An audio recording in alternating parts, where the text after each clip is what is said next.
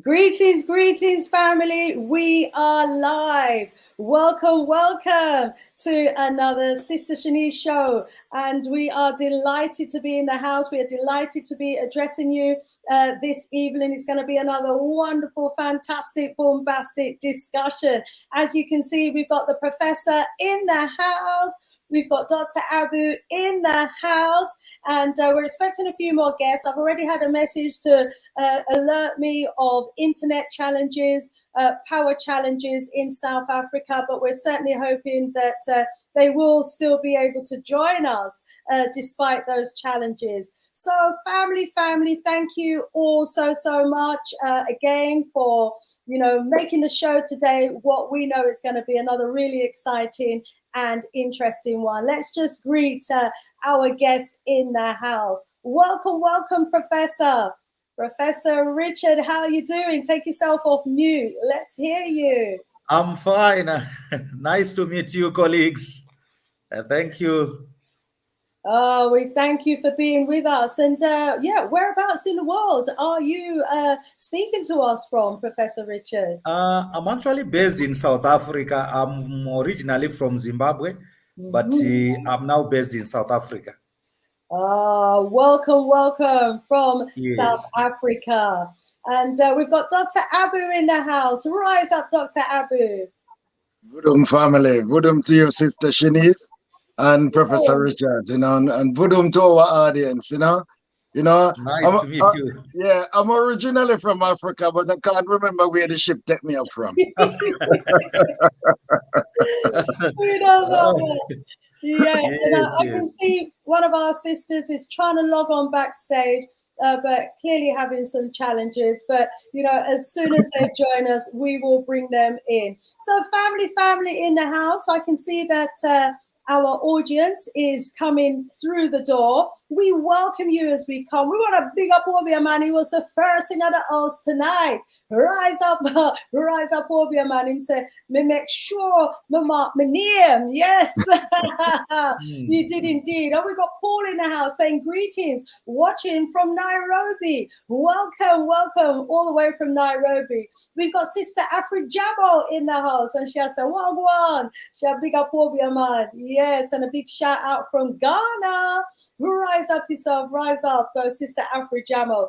By the way, talking about Ghana, the Ghanaian High Commission here in the UKKK has organized a consultation event with the Diaspora. They're in the process of putting together a homecoming bill for those of us who were dropped off around the world.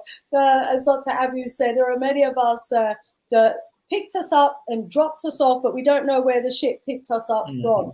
Well, Ghana, as we know, many of us came from that part of the world. So they are consulting about a home return bill. Yes, so this coming Friday, the 12th of November, at 7 p.m.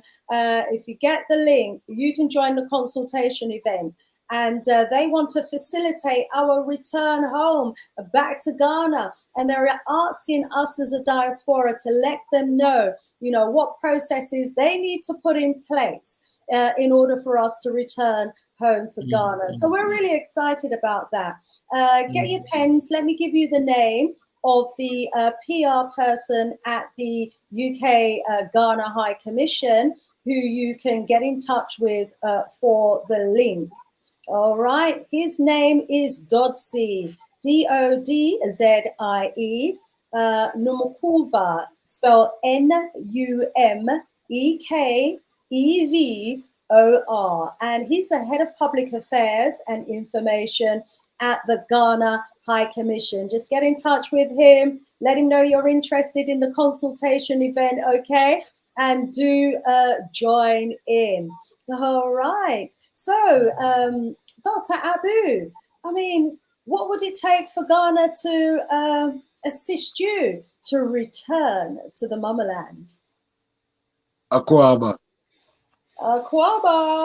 Yeah. Mean it and do it. Make things we just say it, It's that thing, prepare, and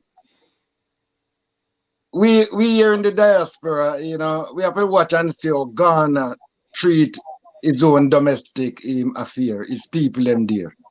You know? Because if we are going to go to Ghana and Ghana not treat the people right, the government of Ghana not treat the people right, we as diaspora, you know, ain't gonna put up with that, and that gonna be a terrible thing. You know, see, so them have to start to treat the people them right. You understand? Absolutely. Yes, we hear you on that. So one of our requests is a priority is that the government is people focused, treating their people right, creating jobs and opportunities, providing for their people. Absolutely. Because if they're treating their own people right first and foremost, then yes, we will be treated right as well. Definitely. What do you think about the initiative from Ghana, our brother professor? No, I think this is a welcome development, and I think this should not be left for Ghana to do it alone. I think we have come to a point where we need to identify ourselves alongside these colonial boundaries. Africa is one country. As much as we have USA, one country, so is Africa. We are all Africans. And this issue of naming us according to these colonial boundaries that the Berlin Conference did for us is something that should not be considered. So what we need to do is to say, all Africans in diaspora, they should be able to say, which part of Africa can I go and best utilize my skill set for the development of the rest of the African continent? Yeah. So if you are somebody who has experience in mining, for example, and you have been mining diamonds and maybe platinum, and you know that in Botswana, that's where huge amounts of diamonds are, or in Zimbabwe, then there is no need for you to say, let me go to Sierra Leone or Ghana. You need to go to where you can best utilize your skill set and benefit the rest of Africa. After all, you see, we have now free trade, African free trade now in place, which means that we are getting to a point where we want to find a one Africa, one trade, one currency, one economy. And that by so doing, when we have an economy that is strong enough and one economy, we can stand against the other big powers out there. But if we remain divided and fragmented like this, it really poses a challenge. So I call upon all our brothers and sisters in diaspora to say they should feel welcome to get to any African country of their choice, because we are one. And whether you are in diaspora, you are in any part of Africa, we are all Africans. That's all I can say, my sister. Ashe, Ashe. So we've got one of our sisters backstage. She's messaged me. For some odd reason, it's saying that the browser has blocked her mic and camera. It may well be to do with her settings. So let's hope that she'll be able to sort that out quite soon. So yeah, you've got to allow StreamYard to access your mic and camera. So yes, we're getting ready backstage, family. And let me just advise our sister, please log out and log back in and allow StreamYard, to access. Okay, mic and video. All right, it's all going on here, family. It's all going on. So let's see who else we've got in the house before we go racing on. So Sister Jamo, rise up yourself. She said, Dr. Abu, you're funny, you know. And we've got Obia Man rising up, everyone. We've got Bakheed saying good evening. We've got Cosmic from Diaspora Poems saying I'm in Ghana. Rise up, rise up. We've got Jay Taipat saying good evening from Ghana as well. We got some Ghana representatives in the house tonight. Fantastic. Natural Mystic, where are you there? The Natural Mystic said, then they are concrete jungle. Oh, the UKKK, like we. Oh, poor thing, never mind. And we've got Tuko in the house saying, greetings, Sister Shanice and Dr. Abu and the Professor. Rise up, Tuko. Where are you watching us from? We've got Janet in the house from the UKKK. We've got Cosmic from Ghana in the house as well. Yeah. And Afrojamo is excited about the Ghana homecoming bill. Yes, my sis, take a look into that. Iconic Bay in the house. Rise up, brother Icon. And yeah, he's saying, let's talk about our birthright. Our birthright indeed. We're born as a free sovereign person, and no sooner we come out into the world, then we'll put birth certificate. We know how it go. We know how it go. As Africans, we've got to get ourselves out of that indeed. So rise up, everybody in the house. Jay, rise up yourself. Lloyd, rise up yourself. Everybody in the house. Oh, we got Shishi in the house as well from cold UK. We know. Tuka's actually from the UK as well. And so greetings, everybody. We certainly welcome you indeed. So we're going to be starting very soon. I can see that my guests are having challenges. We're expecting 3 more guests to be joining us. But, you know, it's like us sometime, family. And we will bring them in when they get the opportunity to sort out their internet challenges. Wow. It's such an important topic that we've got for discussion today as well, family, because, you know, as we know, we are the ones who are going to have to be taking responsibility for the challenges that we've got ahead. And as you know, we've got a growing youth population on the continent. We've got a growing diaspora population. Most of the African countries have been independent for at least 60 years now. And, you know, despite that, there still seems to be a dependency culture. What is it going to take for our countries to become totally independent? You know, because at the moment, the colonial structures that our countries have inherited, critics say, seem to be working more in favor for the former colonialists than it is actually working for the people of Africa or Africa itself. Okay, we're hearing growing calls from young people across the continent for change. You know, they want jobs, they want business opportunities, they want the doors to be open for them. You know, they want to be the ones who are taking control of being the providers within their countries. They want to see their countries develop. They want to see their countries industrialize. And, you know, quite rightly so too. That is exactly what they deserve and nothing less. And what is it going to take? Professor, let me go over to you first of all. Yes. Thank you, my dear sister. I think oh, I'm so sorry. Please introduce yourself as well to the family. All right. My name is Richard Chinomona. I'm originally from Zimbabwe. I'm a professor here in South Africa at a university called Walter Sisulu University. Walter Sisulu University is one of the gallant sons of Africa, a well-known revolutionary who fought for the independence of South Africa. So that's the university was given this name after him. Really, thank you, my dear sister, for bringing this topic, interesting topic as it were. And this is something that we need to continue doing, discussing issues of this nature. I believe strongly, and I have this conviction that time has come for Africa to provide African solutions. For quite a long, we have been waiting to hear from the West to tell us what to do, and we have become a passive recipient of solutions from other parts of the world that if we try to customize them to our liking, in most cases, they did not do us any justice.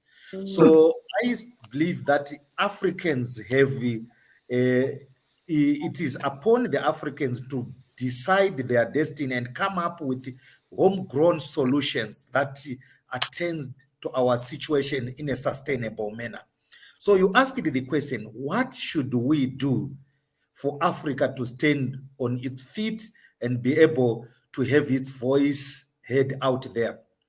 I want to think that in as much as we have our problems also emanating from the external world, I think most of what Africa needs to do has to do with what I might call a mindset change. Yes. We have for so long treated ourselves with that inferiority complex, that whatever that we do here in Africa, we think it's inferior, but when it comes from outside there, then it should be superior, it should be of high quality and the like. So as long as we continue to have such a kind of mindset, it will be difficult to liberate ourselves, right? Just like Bob Marley says that we need to start by decolonizing our mind. We need to liberate ourselves from our mind. And when we do that, we should start to be proud to be Africans, proud of what we produce as Africans, and begin to trade amongst ourselves as Africans. Yes, of course, you might find that whatever we start doing might not be of high quality as other parts of the developed world, but with the time, we will catch up. In any case, we are not in a hurry to compete with others as long as what we do serves us best and is actually doing everything that we want to see during our lifetime. I don't see any problem with us moving at our own pace. That's number one. I also seem to see, because of this mindset problem, inferiority complex, we have developed what I might call a self-hate culture. That when I see another African, I don't treat him as much as I treat perhaps an Indian, and a Chinese, a European, an American. This is really something we need to work on as Africans. That when I see you, sister, my sister there, I should feel as if I'm seeing part of myself. I should feel that love connecting us, that we are people of the same race. But you would find that where we have to choose who to relate with, when there is a white person, you find a black person, conniving with a white person against a fellow black. And that self-hate culture is something we need to deal with if we are going to succeed in providing sustainable solutions for the African problems. I also realize that, we also seem to have this syndrome, which some people call it pull him or pull her down syndrome. They abbreviate it as PhD. I see my fellow black person doing good.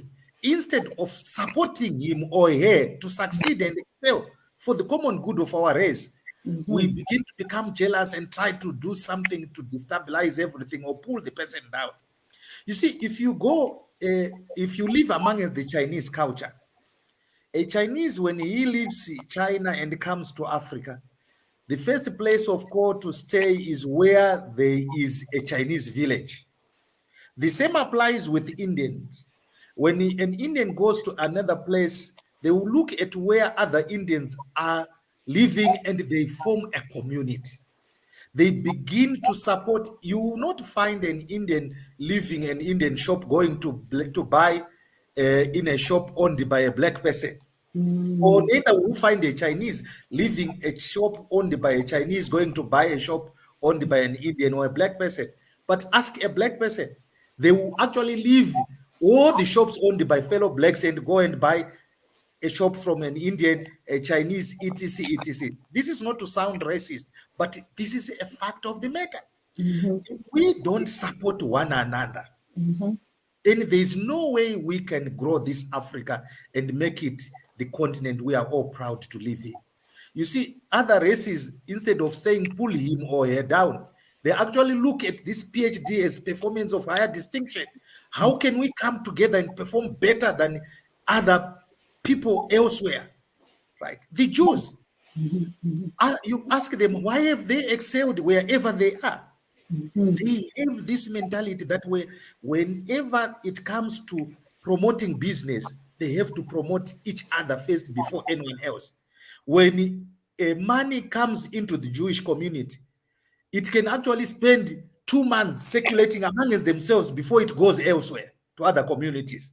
But amongst our African communities, if it can spend a dollar can spend the whole day circulating amongst the blacks, that will be really a miracle. So these are practical things that as Africans we need to start thinking about.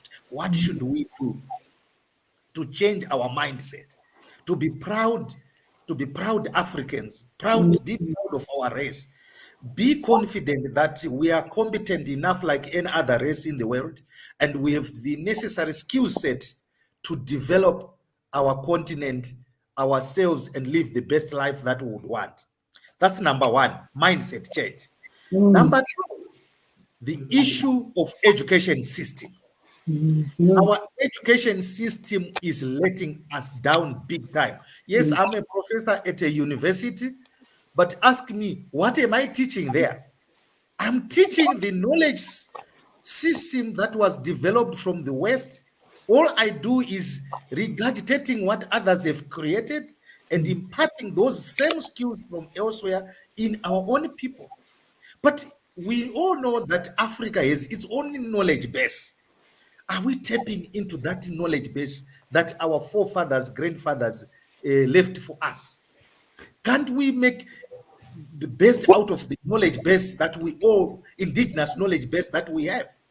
It's really disheartening, my sister, my brother, to say that if you look at our grandfathers, they didn't have these formal conventional schools that we, universities and schools that we have now. But guess what? They had their own way of educating each other with the skills that were necessary for them to survive. But our universities now, they don't teach us skills to survive. We are taught to memorize and regurgitate information that is of less value to our survival. You see, you'll be asked which is the longest river in Africa. What value will that give you to your life?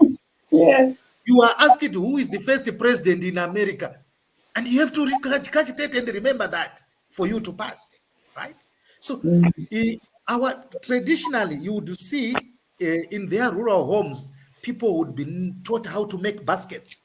People would be taught the skills of how to be a fisherman, to be a smithman, how to make hose axes out of iron, right?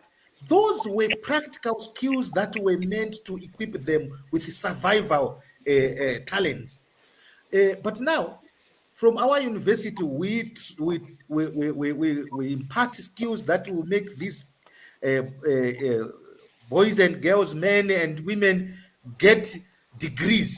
And when they get those degrees, what do they want? They want someone to employ them. We have to change this system. Let's have an educational system that teaches our youths how to create employment. Yes. Instead of getting employed by somebody. Yes. You find everywhere in Africa, you are told that there's 50% unemployment rate, there's 90% unemployment rate. And these are graduates from universities. They went there, they spent 5 or so years studying to be employed by someone. Who should employ you? So this is a system that we need to change. We can't have a system that is worse than the system our forefathers had, where people were practically taught entrepreneurship. They were taught creativity. They were taught innovative and critical thinking. Yet ours is now of memorizing and saying, no, I have a PhD in this and that. I know this and this philosophy and that. So what? What value are we contributing to the development of Africa? So this system has to be changed, and it starts with us Africans to say it's not serving us any good. Let's have our educational system that promote entrepreneurship, that promote critical thinking, problem solving, creativity, innovation, and invention. That's the system that we have. We don't want to have an educational system that makes Africans feel inferior. Because we are taught that everything that is good is white. Everything that has to do with peace is white. And everything that is evil, bad is black. And you happen to be the person called black. If you tell me whether it's Chinese, Indian, or the Americans and the British, are they white? If you know the color white, they are not white. Why should they be called white when they are not white? Why should we be called black when we are not black? In fact, we can actually say we are brown and they are orange. That's a better, closer color to what they are. But our educational system teaches us that they are white when we know that they are not white, and we believe it. So this is something that we need also to start thinking as serious academicians to say, what is the psychological impact of all these things that we have come to accept as the knowledge that we get from universities or institutions of higher learning? So that is the second issue of the educational system. As long as we don't attend to it, it will be difficult for Africa to develop sustainable solutions that solve African problems. The third issue I might want to also talk about is the issue of leadership crisis. It is not that amongst Africans, we don't have the best leaders who can take us out of any terrible situation. We have them. But unfortunately, those that seem not to be the best amongst us find themselves at the helm of power.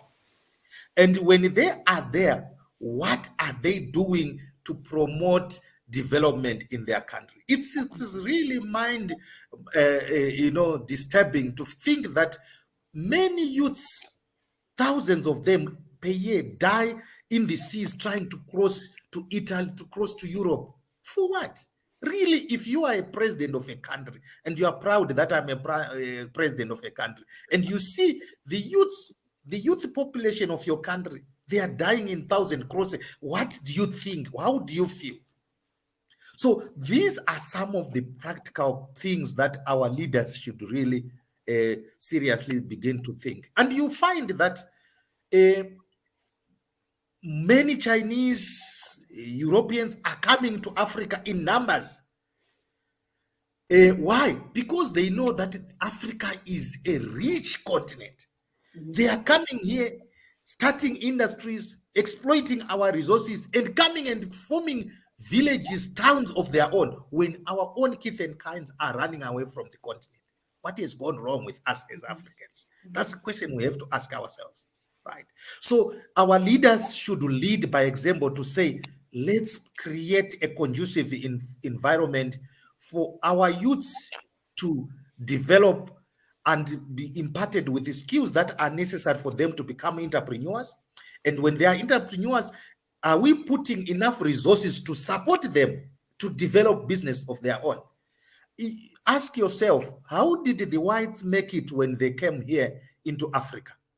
The truth of the matter is that when they came to Africa, those who were in power, who happened to be the whites, had to support them in every regard, provide them land, provide them financial resources. But is it what our leaders are doing? Are they empowering their own people so that when they empower their youths, they can become business people of tomorrow? So we have a leadership problem there. Some of our leaders have become sellouts, right? They are put in power by foreign powers, and they serve best the interests of foreign powers instead of their own kith and kinds. And this is really disheartening. We need to do something. Time has come for Africa to have the best amongst them, to lead them. Ask yourself, we have African Union that has been there and is headquartered in Ethiopia, where there is a civil war that is actually mind-blowing. Ask yourself, what is African Union leaders doing there when where their headquarters is burning on fire? Can't really they come together, make people sit around the table, provide sustainable solutions? Guess what? They'll be waiting for Americans to come and intervene and mediate this. For what? For how long? So this is a leadership crisis we have. right? And you find some of our leaders, some of even leaders in government, not necessarily political leaders, but military leaders, being bought out by foreign powers to carry out coup d'etats. If I ask you, how many coup d'etats did we have this year? More than 2-3 coup d'etats. Who was sponsoring them? For what reason? And where are we getting as Africans if we continue to have such a leadership crisis? Talk of Sudan, talk of this military coup that happened. I've forgotten this West African country, right? And it goes on and on. We can't continue to have this on the African continent and expect outsiders to come and provide solutions for us. So these are things that we need to solve. Even corruption. Yes, I know corruption. There is no country on earth that has no corruption. But in Africa, it is now terrible in the sense that you find people who have money, leaders, our leaders who have money, who are expropriating government resources. They go and bank that money in foreign countries, in the Swiss accounts.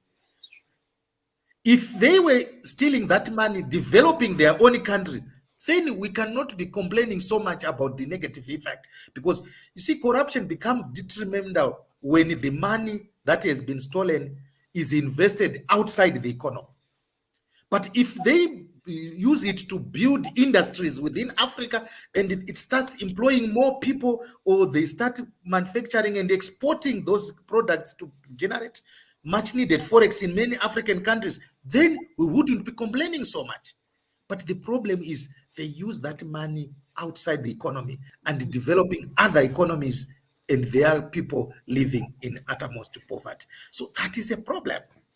The fourth issue that I might want to touch on is the lack of Pan-Africanist spirit amongst us.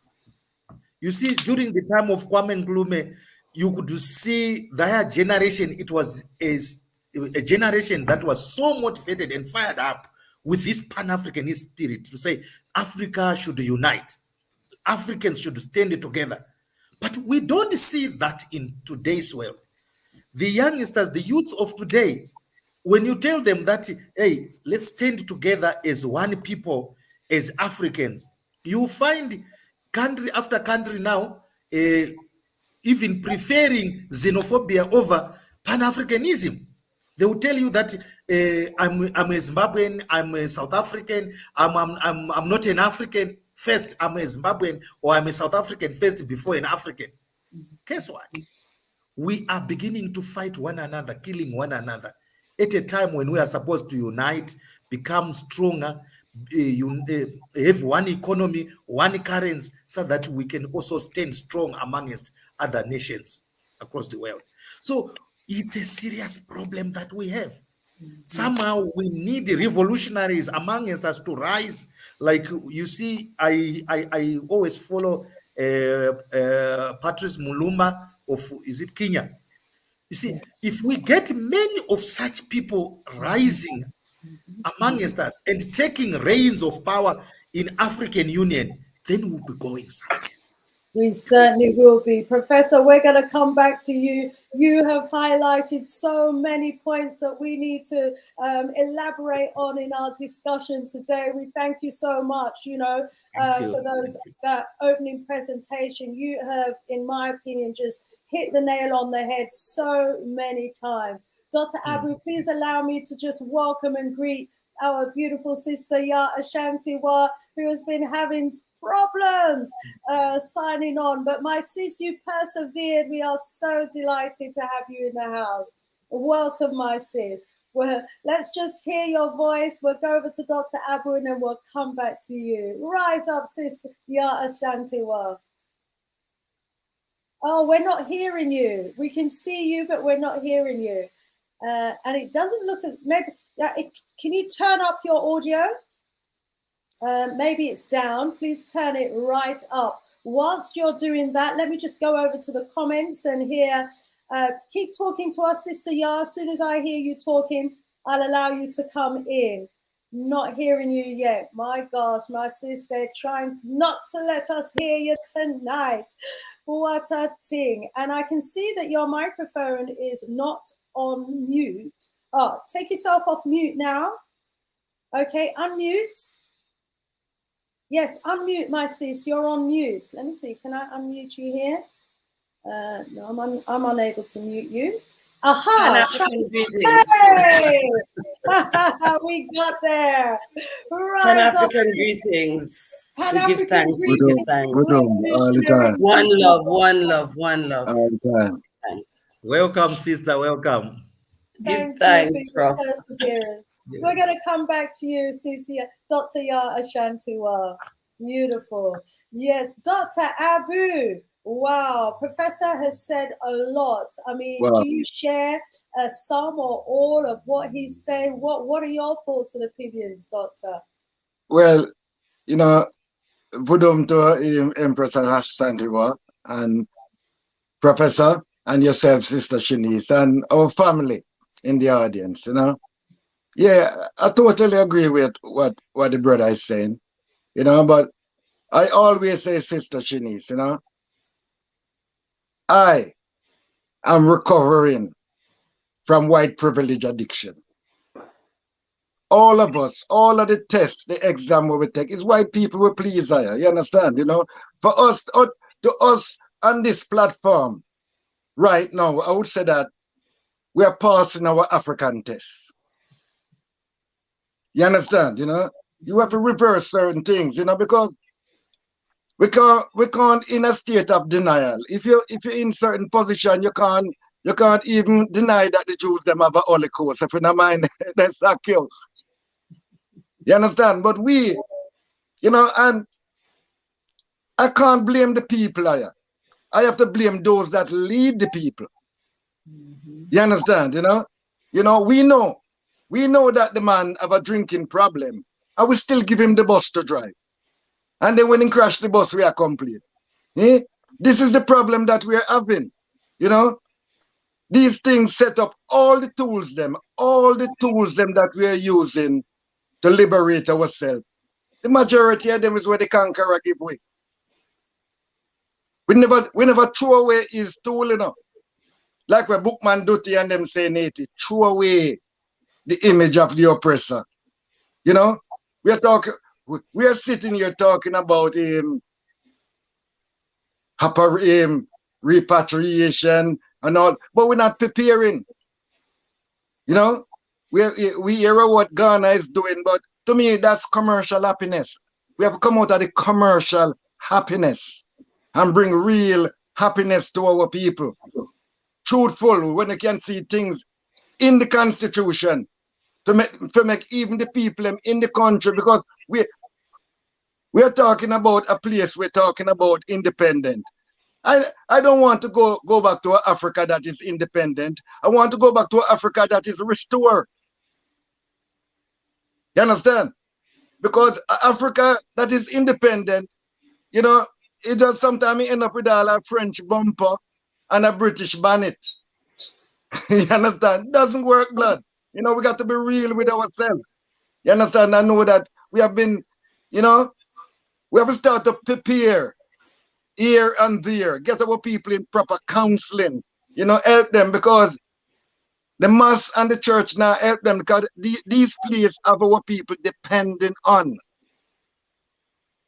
You understand? Not depending on ourselves, you know. You understand? But depending on things where, you know, I always say, no, I always said, the bank and the Bible is give to us by the same people them. One give us a lot of false prophet, and one rob us of all the profits what we have. You understand? So it's we have to do for we, and we must not apologize when we are Lego the European narrative. We can't use these things to free ourselves. You know, you're talking about African solution for African problem. We can't wash in the blood of the lamb for that. You understand? We have to go pour libation and go do ablution. You understand? And acknowledge our ancestor. You understand? We can't come out of Ghana as African and not go back in Jesus' name. Rubbish business that. And I don't care who want vex. I don't care who want vex. You understand? because it's like jumping out a frying pan in a fire. Free ourselves, liberate ourselves, emancipate yourself from mental slavery. None but ourselves can heal our kind. Vodum. Vodum, Dr. Abu, rise up. And, you ended there right where our professor started in terms of the mindset, the need for us as a people to change our own mindset and how we've been indoctrinated as a people, and miseducated and misinformed and, incapacitated, disabled to the point where, like you say, we are dependent rather than being independent. We're relying on, forces outside of ourselves to come and save us. We don't have the confidence in ourselves that we ought to have because we are so miseducated, misinformed, and psychologically brainwashed.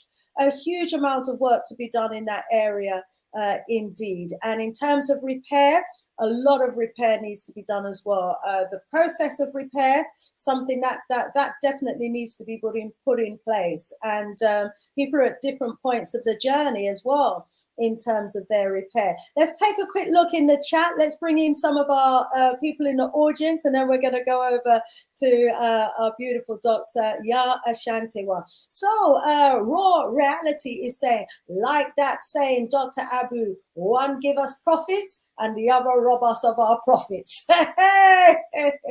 For real.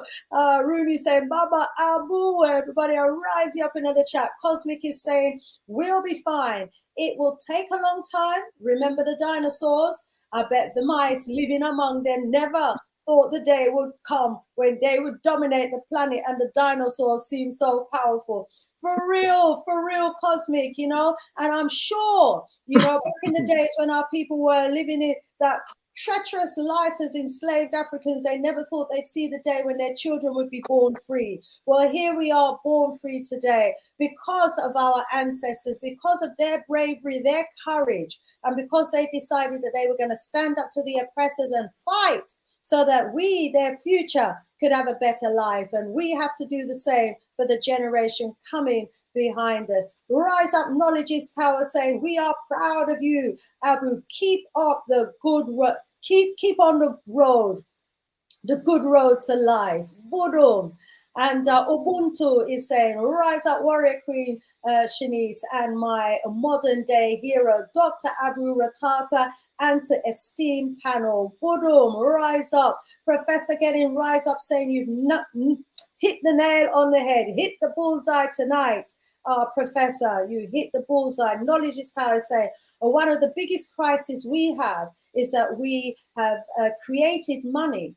Yeah, and we need to go back to the old ways. Yes, but I mean, in addition, can I just add to that knowledge and say that it's not even we that's created the money. It's like, or even if we did create the money, the monetary system is being controlled by outsiders. The same colonialists are controlling African economies. And they are dictating the value and the measurement, the value of African currencies and how they should measure their currencies. I mean, can you imagine a continent that has nothing at all, no gold, no diamonds, nothing, valuing their currency, their bits of paper over and above a continent that is full of gold and diamonds and platinum and a whole heap of minerals and wealth, but because they've created the economic system and they are the ones that are deciding on how it should be interpreted, and they're pulling all the strings, they're keeping their economies afloat by just printing millions and billions, and as they did with this big C that's going on. But make any African country try print a dime. Make them try make some of them gold into gold coin. So people can buy gold coin. I'm just going to rise up one or two more in the house, and then we're coming to you, my sister. Yeah. So rise up, brother Ignite. And did I see, yes, the Diaspora channel in the house. Family, please check out the Diaspora channel, doing some great works there as well. Rise up yourself, my sis. Good to see you in the house. Also, we want to rise up Black Acres of the Gambia. Oh my days, if you are not following the Black Acres of the Gambia, you're missing out. Right, Sister Cynthia and Brother Ricky doing some great works in the Gambia there. And they're showing us, you know, they're not talking the talk, they're walking the talk. Yeah, they're putting words into action. They are making major strides down there. So rise up, Black Acres of the Gambia, for the great works that you're doing out there as well. So we rise up the entire family. I certainly hope we haven't lost our sister Yah. Oh my days, it took ages for her to come on set. So let's hope that she will be coming right back with us very, very shortly. Hey, welcome to your sister. I try and lock you out tonight. Over to you while we got you. Welcome, Sister Yah. Please introduce yourself to the family. Giving all honor and praises for those who have come before us. Giving all honor and praises for those who are with us. Giving all honor and praises for those who will come from us. We will win. We will win. We will win. Asheo, Asheo. Hey. So as I contemplate, we give thanks to Prof and to another Prof that is so loved and respected by some of my students. When they hear Father Abu speaking, they said, "Is he your brother?" And I'm laughing. I said, he's more than my brother. He's one of us, you know. So I just want to inspire you with this picture of, I don't know if it's coming up. Yes, if you hold it still there, yeah, we can. Up a bit more. Up a bit more, sis. Yes, beautiful. So the theme of Africology is liberate the mind and affirm Africa's greatness. And these are the children that we work with every single Saturday to make sure that they can do work on the nation that we're building, the Pan-African nation that we're building. Apart from that, we don't talk about Africa, we teach Africa. And so one of the things that we've done is we have a room that's just a map of Africa and the diaspora. And children can come in any time of the day. And when they come in, they're able to say which part of Africa is where, but most importantly, what comes from where. So this is the first village gallery in KZN in South Africa that we have built. And standing here is the refugee from Rwanda who has built this gallery with the children.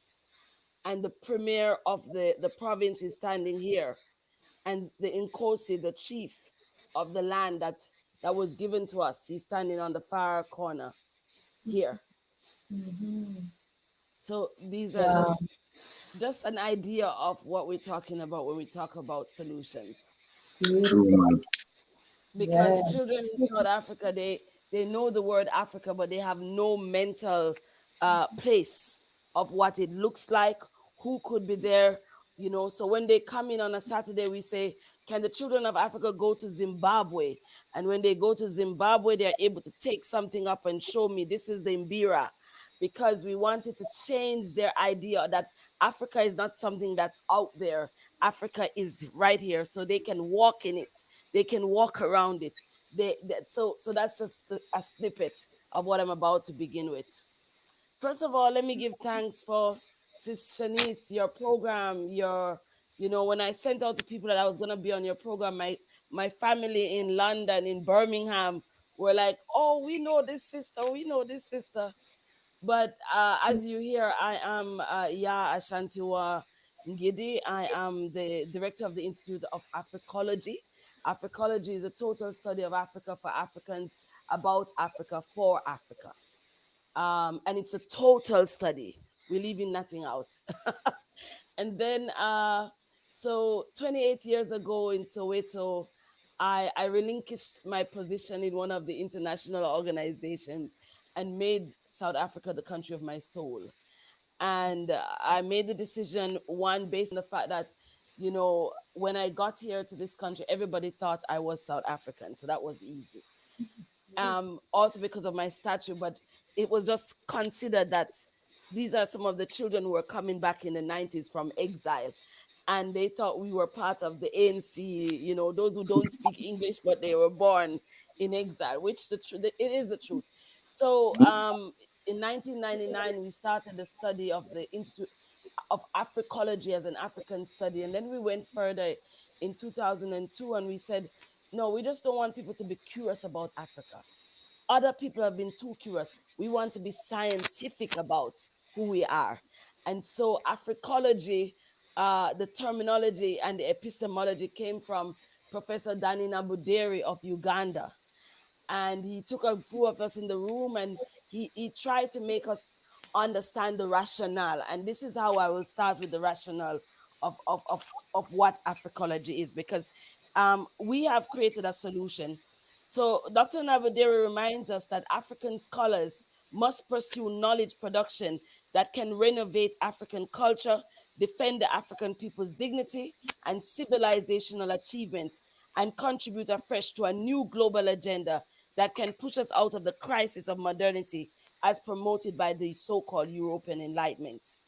He says this knowledge is important and relevant to the current needs of our people, which they can use to bring about a social transformation out of this current plight. Eurocentric knowledge is not produced just for its own sake.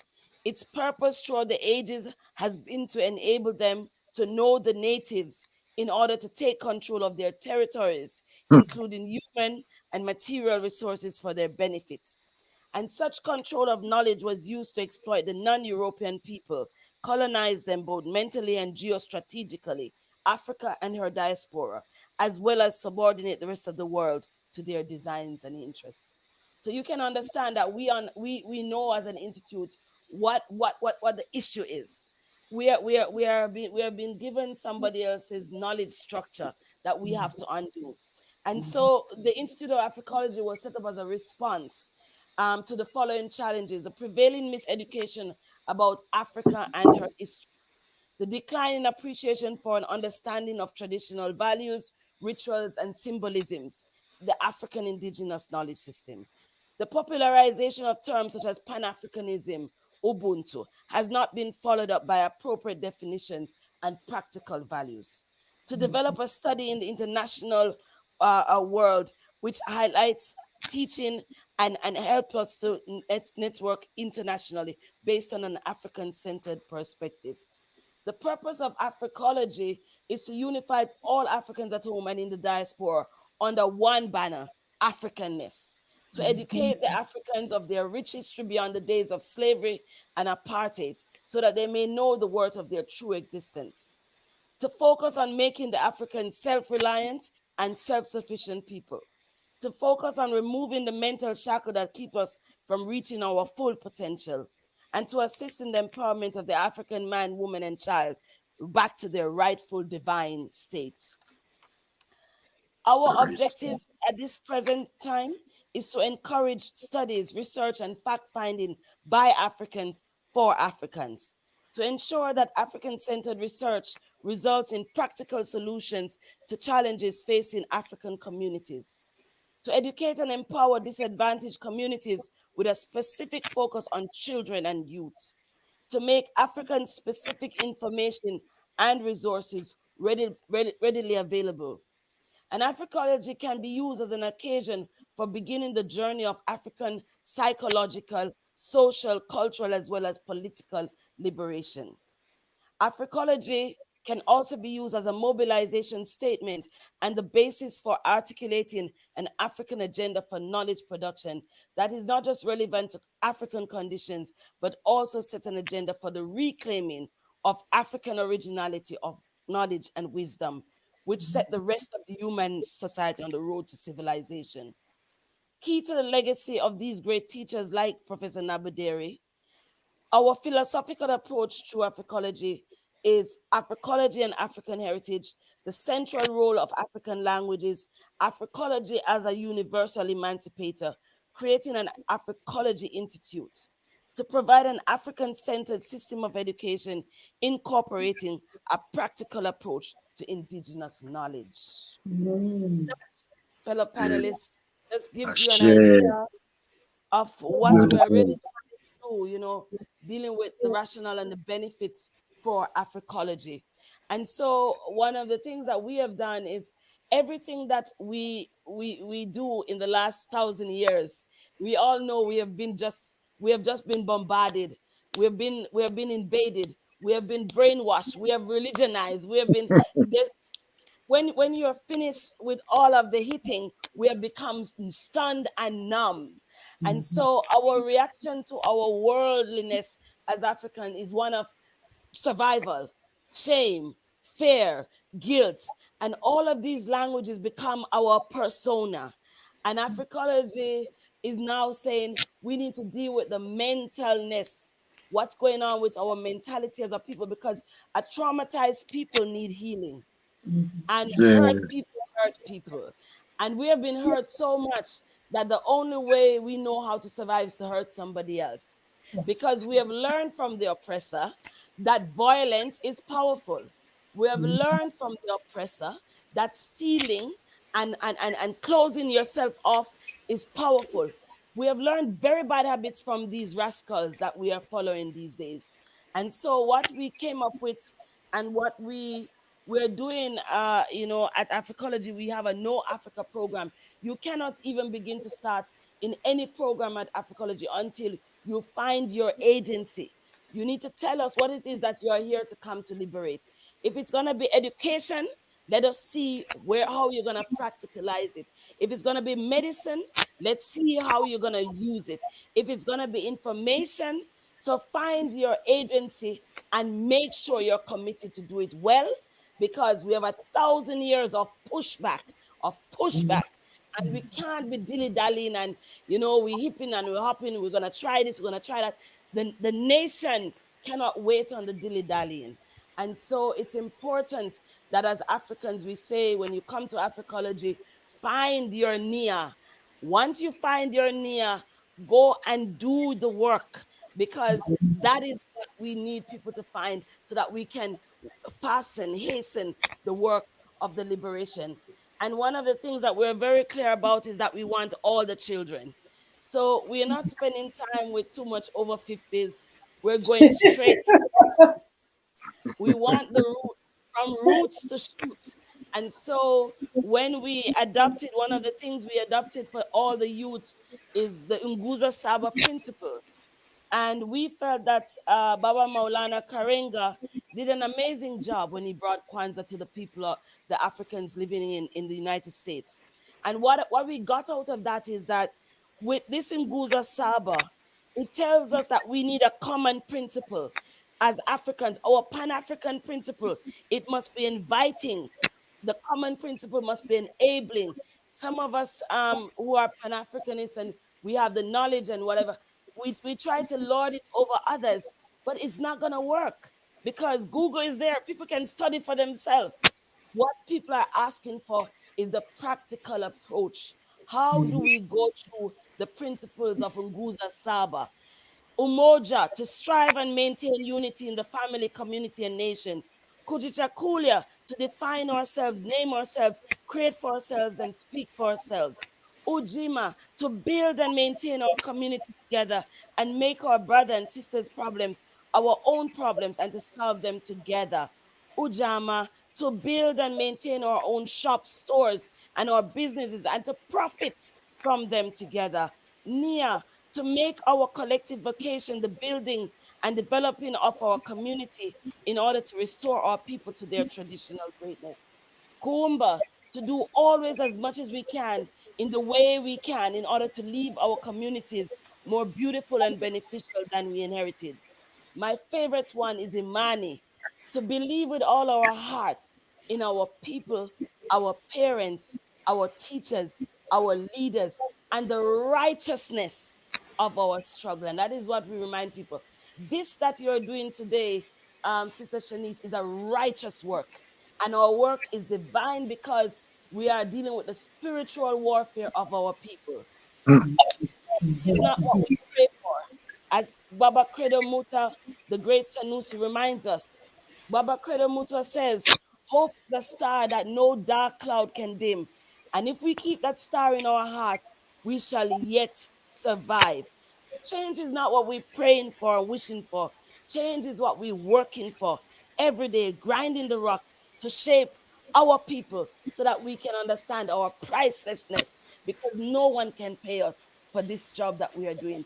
And this is why we say we are going with Sankofa. It is not a shame to go back and fetch it. And at Africology, we taking it. We go back, we take it, we plant it, we push it forward. And so these are really a few words of what we are doing here. But my people, we are not going to be daunted by their trickeries, by their tomfooleries. We will always call upon the name of the great Marcus Garvey. We will always call upon the name of Malcolm X. We'll always call upon the name of Winnie Madikizela Mandela. We will call upon their names because we know as Africans, we don't die, we multiply. Ashe. Asheo, Ashe, oh my days. What a fantastic program Beautiful. to develop there in South Africa, my sis. You know, that needs to be replicated. That needs to be rolled out across the continent. We all ought to be working with our young people with a program like that. You know, when I was in Gambia recently, I asked, you know, some young people to tell me about some of the other African countries. They couldn't name a single African country other than their own, you know. And as our brother was saying earlier, you know, they could probably tell you a lot about Europe. Oh, beautiful, another beautiful picture up there. We can't see the wording. I can't anyway, but what does it say? Institute of Africology, is it? Awesome. That's right. So the Nkosi gave me an old school that was closed for 9 years. And I told him that this school is going to be the Pan-African Center, which is going to be gifted by the people of the African diaspora to the people of KwaZulu-Natal. And it took us 15 months. And today we have 20 volunteers. Every Saturday we have 120 children who are learning Kiswahili, who are learning a craft. And that is the aim, because we wanted them to understand that there are people who are outside who love them so much that this center, and we don't take funding from anybody but from Black people. And we have been running the center for 15 months, no funding except from African people in diaspora and African people at home. Ashe. Awesome. Another model that's got to be replicated. Sis, before you came on, we were saying that the Ghanaian embassy are, you know, inviting us to be consulted on a home return bill. And I think we need to tell them that they need to provide some schools and institutions and offices for us so that we can help to set up, you know, education centers, training centers, apprenticeship centers, and, you know, so that we can bring our skills to, you know, the continent and have somewhere where we can start delivering it from. A beautiful solution to our problems, my sis. Today's show is about solutions, us finding the solutions to the challenges that we're facing. And our beautiful Dr. Ya Ashantiwa has just outlined there a wonderful educational program that we could be rolling out across the continent. Let's go over to the chat and let's bring in some of the communication that's been going on there as well. GA gut is our real greatness. What gut? Not sure about that one. Knowledge power. What are you saying there? He's saying we need one more susu to help the community. Is that the partner system you're referring to there?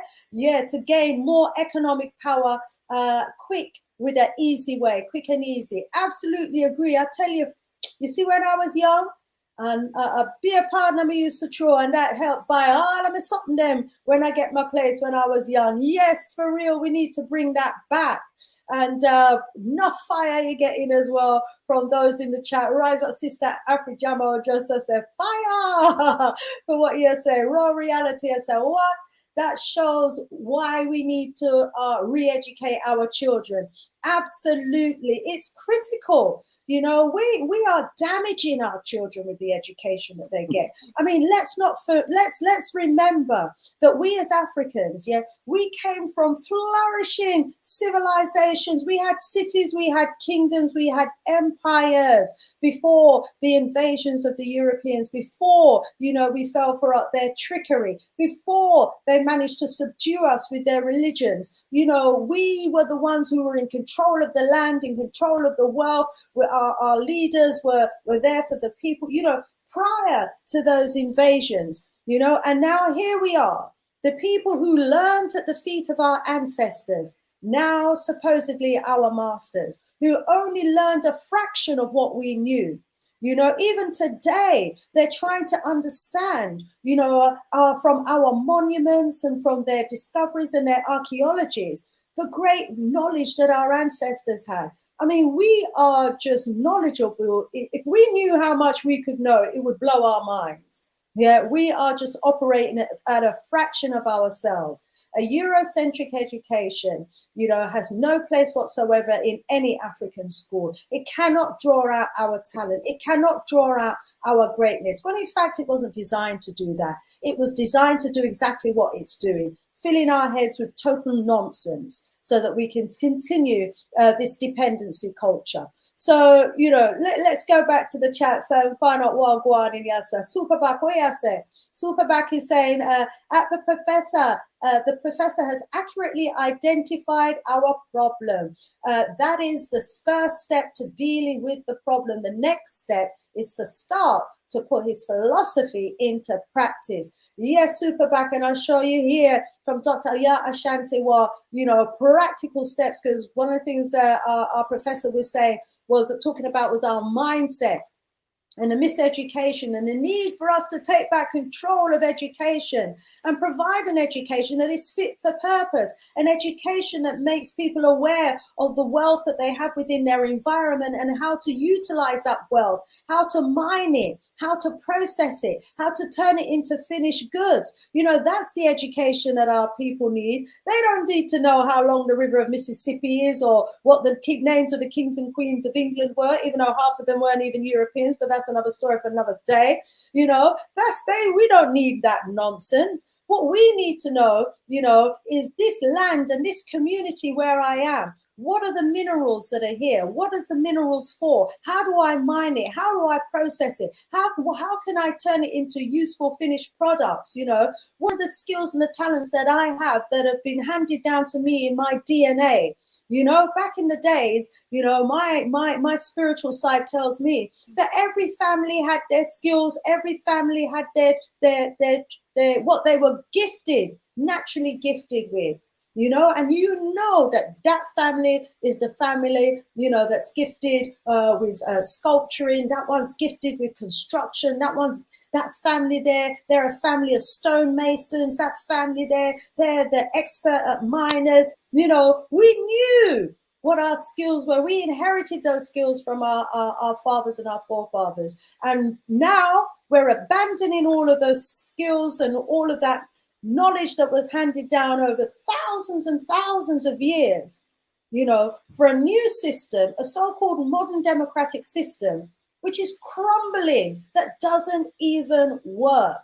Time we abandon for them nonsense and go back to our old ways, Sankofa indeed, and bring back those great cities, those great kingdoms, Carthage, the city of Kilwa and Ghana and Manamatapa, and all of the wonderful empires that we had that I'm sure are dotted all over those maps that you've got on the floor for your young people. You know, Egypt as well, Sudan, Timbuktu. Oh my days, when them not even have a university, we've got libraries, you know, that stretch for miles and miles. But until we get back into our right mind, we're not going to be able to bring all of that back again.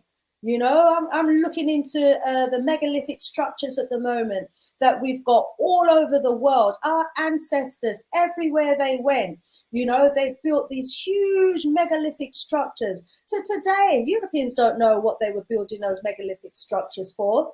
They don't know if they were healing centers or if they were centers for generating energy, or they don't know if it was just used for as calendars because, you know, they align Also with the galaxy and the stars, they don't know if it was for burial, because underneath some of them there are tombs. They don't know what the purpose of those circles and those monolithic buildings were for, or if they were ceremonial sites, you know, because we have that knowledge locked up in our DNA.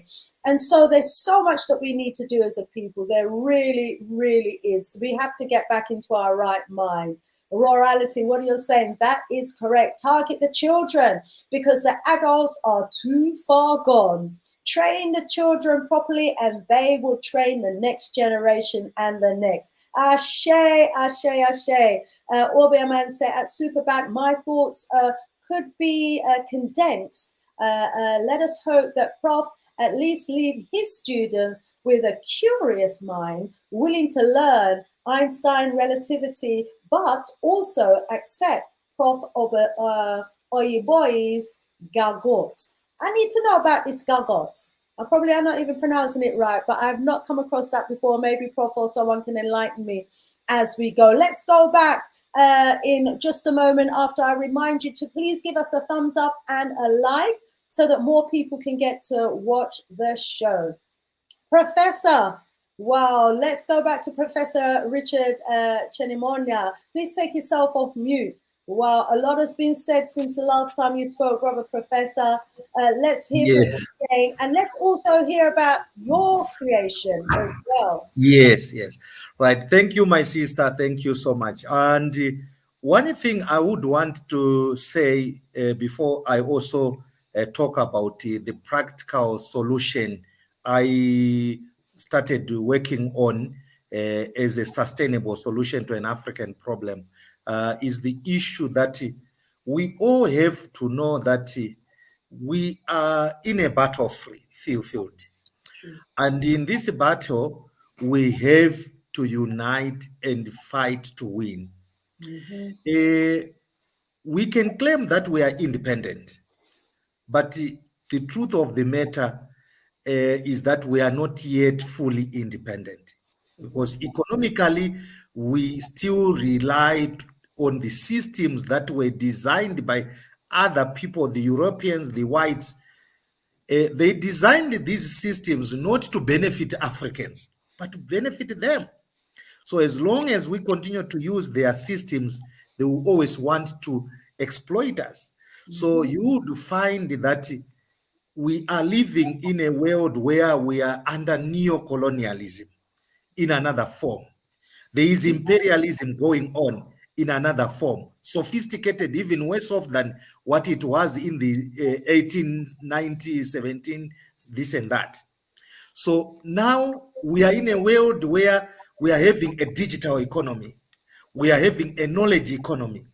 And because of that, now we are beginning to have what I might term as technological imperialism, where Africa is slowly being taken over through technology. And unless we begin to do something as Africans to begin to develop technology of our own that is meant to serve our own purpose, we are likely to be colonized through technology. And this time it will not be gunfire after gunfire, it will be through technology, because we are now getting into a knowledge economy, right?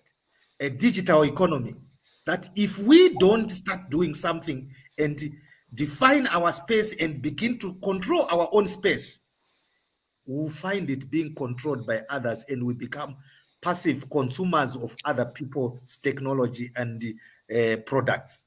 So that's where I'm starting from. That's what inspired me to have a solution of my own. I came across a study that was done by UNESCO. It was actually saying that by 2040, Africa will be having about 850,000 youths seeking higher education. And it also further said that by 2040, the capacity of African governments to build brick and mortar universities will be lower than the demand for higher education. So what it means is that come 2040, we'll be having more youths seeking higher education, and yet our governments cannot provide it. So it means the solution that we say we are building new universities now, it's not a sustainable solution. So because of that, I then said, no, can't we have a virtual university where we are not limited in terms of our resources to build brick and mortar universities? So that's how I came up with the idea. And I said, no, let's have a global university which will be using virtual technology. And we started by outsourcing other people's technologies from India, and we realized that, hey, it's not sustainable. It is going to be expensive. So let's start developing ours. And that was 5 years ago. We develop our platform. Now we call Blue Virtual Platform. My sister Shanice has used it, and she can testify that it's one of the best products, good and even better than the Zoom of the world that we have come to know now. Right. So 5 years, we didn't know that there was going to be Corona. We didn't know that virtual platforms would become popular as they've come to be today. By then, there was no StreamYard was not there, Zoom was not there, and even Microsoft Teams, Google Meet, they were not there. But we had that idea to say, let's start preparing for 2040. Let's develop our own technology. So we came up with this technology. Unfortunately, we couldn't get support. So financial support to build it faster as we wanted. So I had to build this platform from my little resources. In fact, if I tell you that I at one time had to resign and get my pension to put into this project for it to succeed, you won't believe it. So we developed a platform that is called Blue Virtual Platform. Blue VP is the first virtual platform developed by Africans for Africa and beyond. That's how we put it. And it has all the features that you can get on Zoom, Microsoft Teams, and Google Meet, right? I wish if there was a way to demonstrate here to show you how it could, but it's something we can arrange to do on another day. How user-friendly it is, that it can, many people who have used it, they've said, wow, Zoom this is actually better than Zoom because it has these functionalities and the like. So it's a platform that has all these features. But in addition to that, people ask us that what is the value proposition if it is like Zoom? I always say that this platform, beside having all the features you have on Zoom, it has other features that you cannot find in Zoom. What are these? For example, with our platform, you can actually customize the hosting of data. It's the first, in fact, it's the only so far, the only virtual platform that customizes the hosting of data. All these other platforms, we know if it was originated in America, the data is hosted in America. If it was originated anywhere, they host the data there. But with us, yes, that's the platform. It's a beautiful platform, very user-friendly, right? We realized that when Zoom came, most African governments started using Zoom. But unfortunately, a lot of interceptions were done, and that meant that even African governments, when they were having cabinet meetings, the information could be intercepted and they didn't know where the data was seated. If that data was accessed by third party for intelligence purposes or whatever, no one knew. And we then said, let's develop a platform where we can say if the government of South Africa wants to take control of their data, we can route all the communications from the government of South Africa to their own government servers. So they have total control of their data. It doesn't have to go and be seated in American servers when there are data centers in Africa. So our platform is one of the first to do this, other than other platform. The second thing is that we realize that Africa is grappling with the resources. Not that we don't have resources, but we don't have the finances to pay for all these expensive platforms. So we said, let's have a platform that is cheaper and affordable to the generality of Africans across the continent. So you will see, if you, let me say, use Zoom for example. The cheapest platform package for Zoom is $14.99. Ours, the most expensive one, is $7, right? It's half the price, and when it is half the price, it has all the features you will get in the most expensive platform for Zoom, which is almost $49.99, $50. So our platform with all the features is 3-4 times cheaper than the most expensive platform for Zoom. This is what we are. It is not all about making money, but it's about empowering one another. That is what is actually motivated us to come up with this platform. This platform, we have also activated our streaming feature, like the streaming that we are having here with the StreamYard. With our platform, you can stream to unlimited destination. If you're on Zoom, you can actually stream to either Facebook or YouTube. But with the one that we developed, you can stream to 5, 6, 7 social media platforms concurrently. Right? You don't have to choose. You can do that concurrently. So these are among other features like the breakout rooms, sharing of documents, sharing your screen, videos, whiteboard, features like chat system, raising hand, recording. All these features are actually on our platform. So it's a platform that all of us as Africans, we should begin to be proud of, to say, here is a platform of our own, developed by our own African brothers and sisters to serve the interest of Africans in Africa and beyond. So it's our platform. Let's own it together. Let's use it together. But unfortunately, I want to register my disappointment, to be honest. We started 5 years ago, and we have developed a lot of technology. And as we speak now, we are in the process of integrating another technology for instant language translation, that if I'm speaking in English, somebody who is not conversant in English and wants to listen in French should be able to listen to that. We are in the process of doing that, so that all these languages that have come to divide us as Africans, whether it's Portuguese-speaking countries, French-speaking countries, we can now communicate with one another without language barriers. Our aim is that to get to a point where we actually even have African language included there, so that somebody can speak in Zulu and a person listening in Swahili, somebody can speak in Swahili or in Shona. You know, we need to get to that point where the language barrier is out of place, so that we can share knowledge generously amongst ourselves and develop to the best of our ability. So this is the platform that we are really proud of. And what we are doing is we are in the process of developing about 12 products.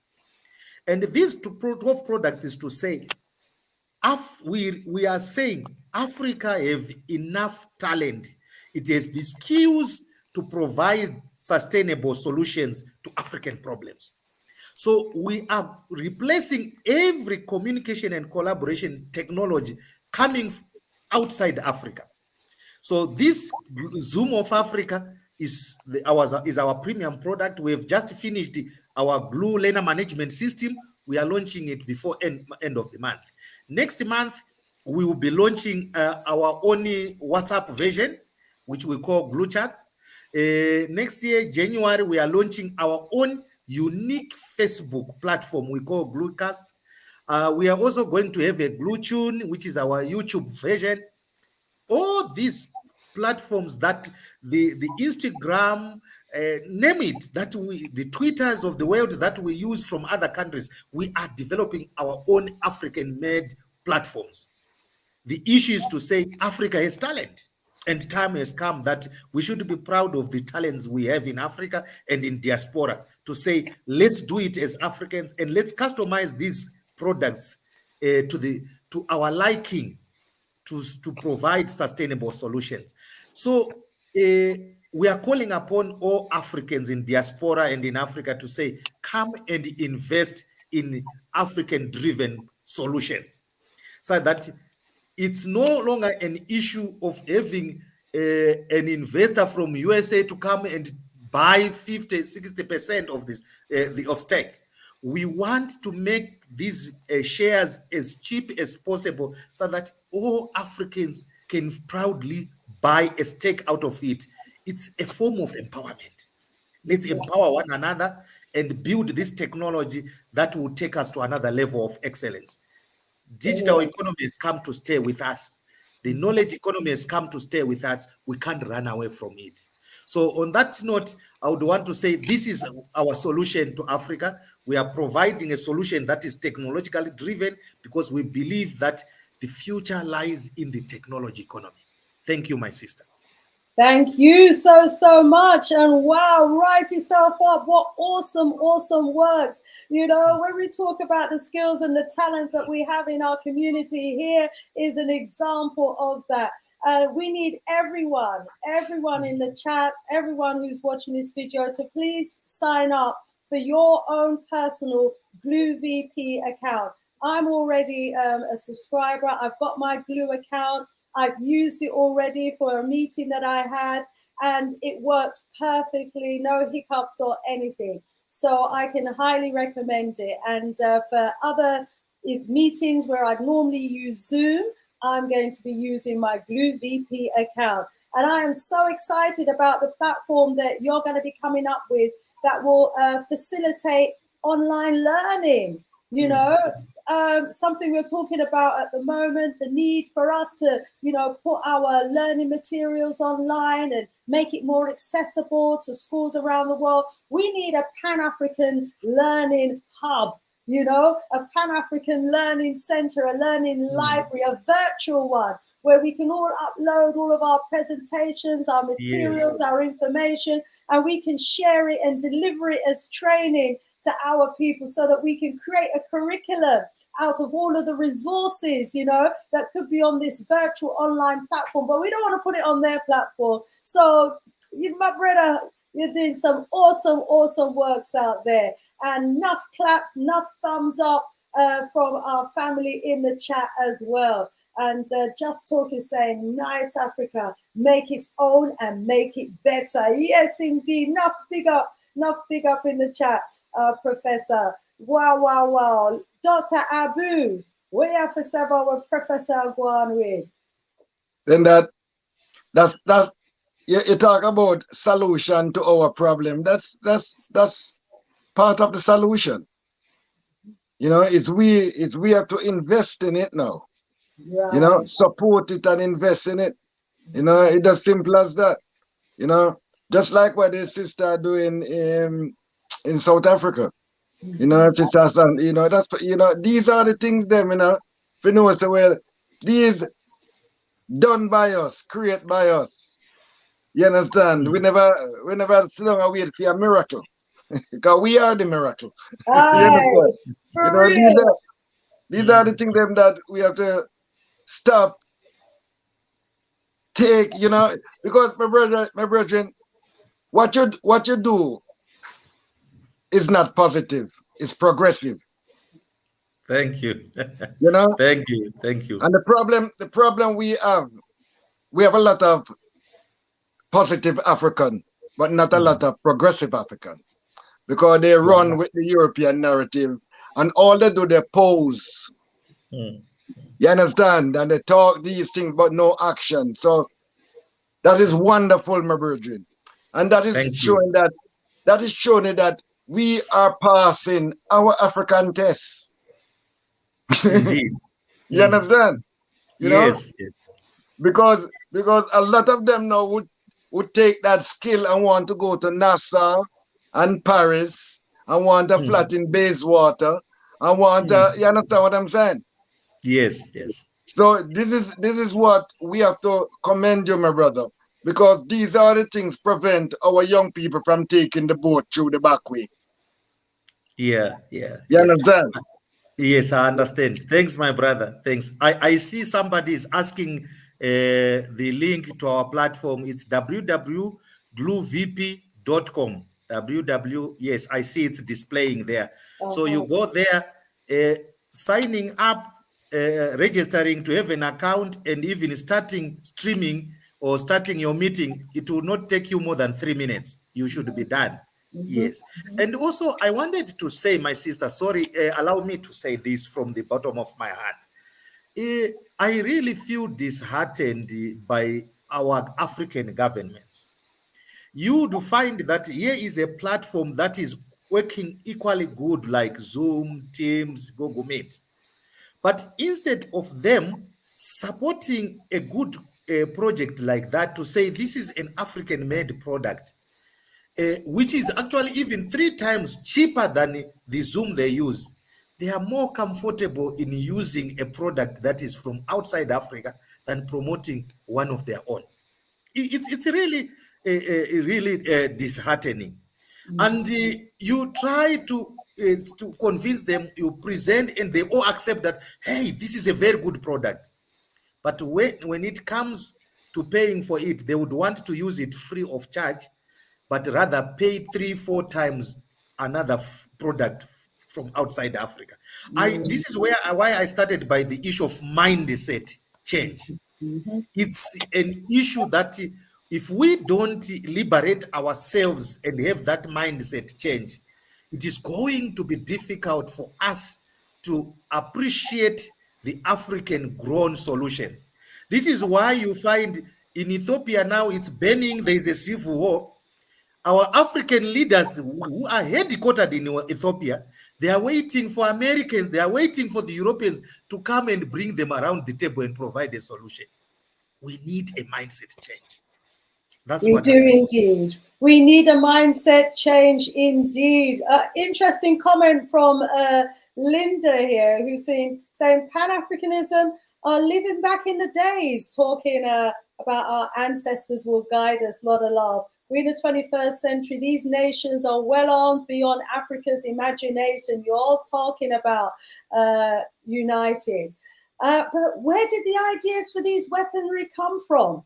Yeah, these weapons that you speak of, that they have to the point where you're saying they're well-armed mices, came from the minds, or came from their minds, and maybe even from our own minds, because a lot of the ideas that we bring to the table, they tend to use it for destruction rather than, progression. So I don't think we should ever feel disheartened or limited, really, in terms of where we are. We have come a mighty long way. If you look at where we were 100 years ago, where we were 200 years ago, where we were 300 years ago as a people, who would have thought back then that we would be where we are now? We are making major strides. It's just that maybe we don't see it and recognize it on a daily basis. But when you look back, even 50 years, 60 years, to see, the apartheid and the racism and the discrimination and the abuse and the lynching, that our people were suffering in America and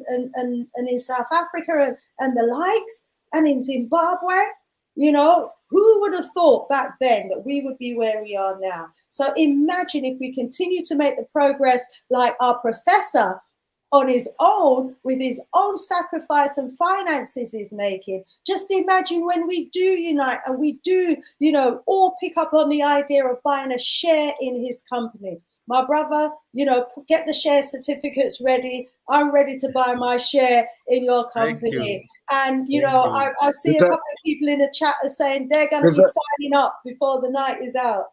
I would just want to ask the professor, are you married? Yes. Then big up your wife, she give you a whole heap of support, that you can even do all of them things then. So we have to rise her up to, You understand? Because sometimes we see you, but we don't see the support. Sometimes when you go out there and all the hardship that you go through, at least when you come home, that woman stand by you, ain't it? Yes. Yes. Behind every great man. See, and Great This man. is what I'm saying. We're talking about returning and all the preparation, but we have to prepare for these things because there's a great setback between us, African man and woman. You understand? Yes, You know, and indeed. right now, we do need some woman to take the lead because I truth me I tell you, lot of the man them become dictator because all they're following is their dick. We need some woman energy. You understand? We got to be real higher because for the past 70 years, you name me, any mass Yes. exodus of our people. We go to Disneyland and we go all kind of these like funny place. But ask these leaders, what are they really doing to our people? You understand? The answer is right here, Dr. Abu. It says the action of the leaders are not saying progress for Africans, but instead wealth for my children. Share.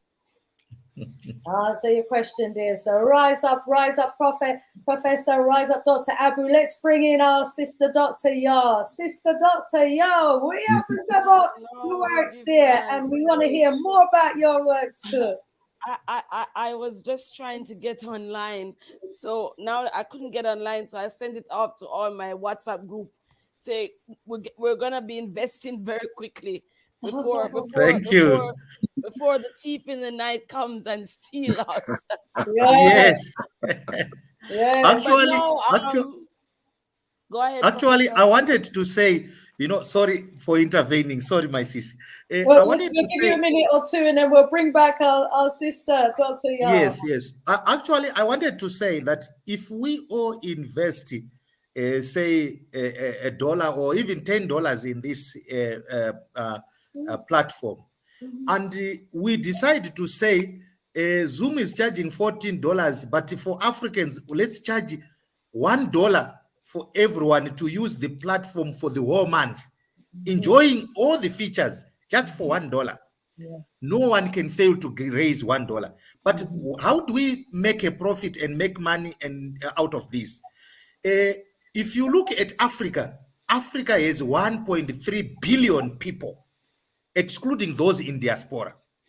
So of 1.3 billion, if we can get only 1 million out of 1.3 billion, paying $1 every month, we are raising 1 million US every month. Share. Yes. Can you see it? Yes. Now, let's say, okay, let's increase to 2 million people using the platform, just paying $1. We have 2 million US every month. Yes. That money, we share it amongst ourselves as a form of empowerment. So this is the mindset we need to start having, to say we can actually get out of poverty amongst ourselves by creating products that will help us solve our practical solutions in Africa and beyond, and also all of us benefiting from using the we can't continue to be passive consumers of products from outside Africa and benefiting people outside Africa. When are we going to benefit from our own resources? When are we going to spearhead the technology that we say it will work for our purpose and we can control it and determine our destiny? I think the time has come. The time has come indeed, Professor. Absolutely agree with you. The time is now. I'm so excited about this product and, the financial side of it that you've just outlined there, absolutely beautiful. And let's sign up to this, family, because we can't wait for the leaders to see the benefits of it. Unfortunately, because of their Oxford or their Cambridge education, they are totally blinded unless it's coming from their former colonizers and their dictators. They're not going to see the benefits of it. But you know what, my brother? If every single African on the continent signed up to it and started using it tomorrow, it doesn't matter what they think of it, we can make things popular. We can make things trendy. We can make things hit. You know, Indeed. let's make it trendy. Let's make it popular. Let's make it hip.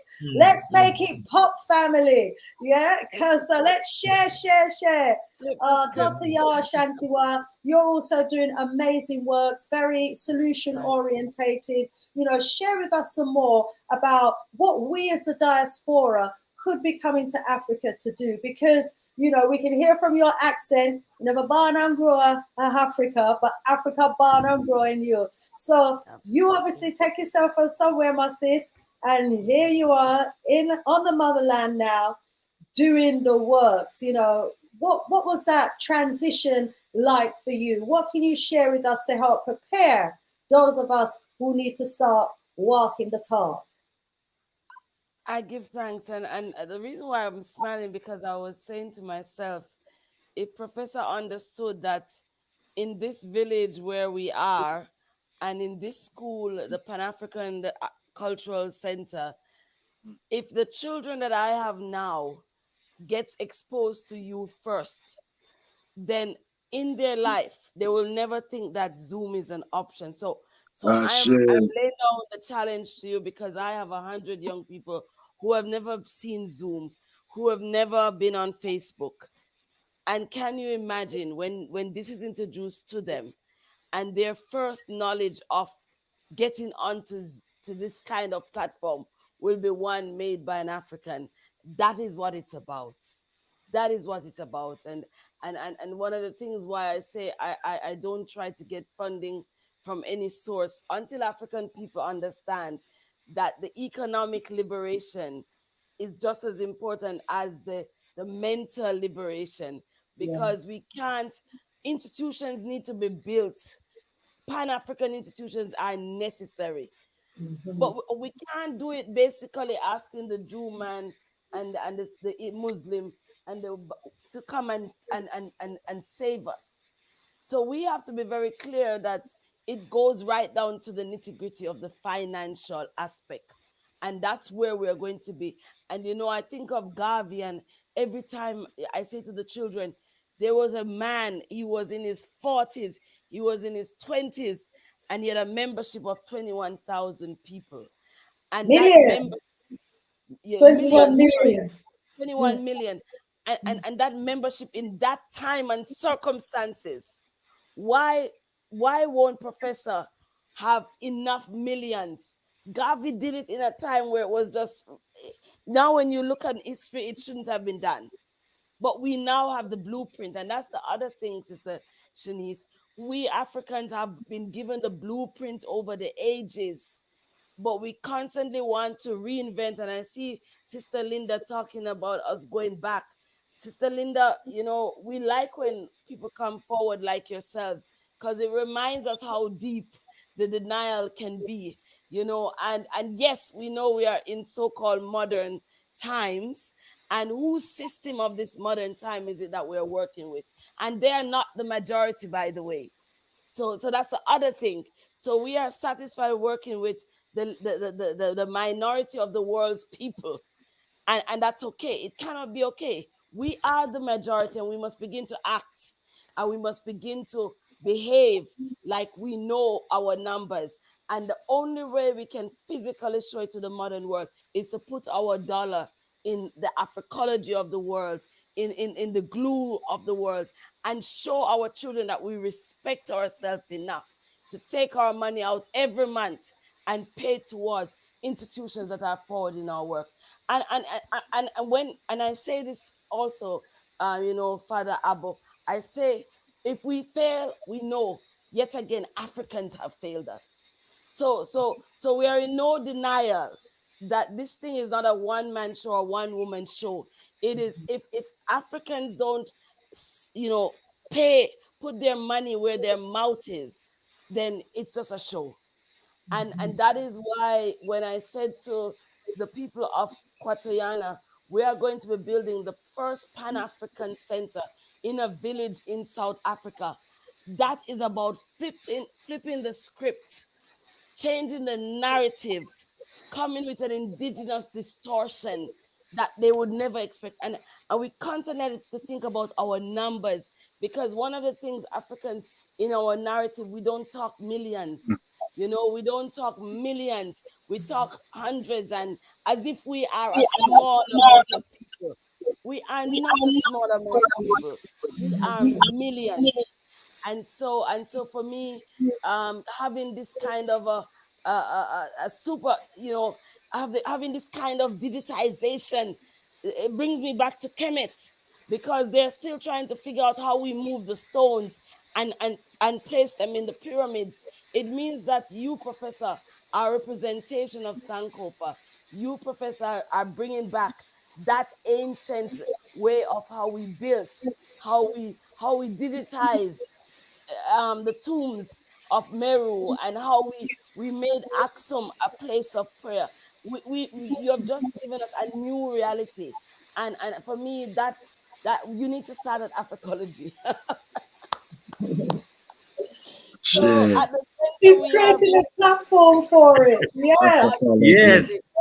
so Uh, at the center, and we are not on most of these social media either, Prof. So we are now yes. gonna enter the social media world on your Mm. platform. That's how they're gonna learn about us.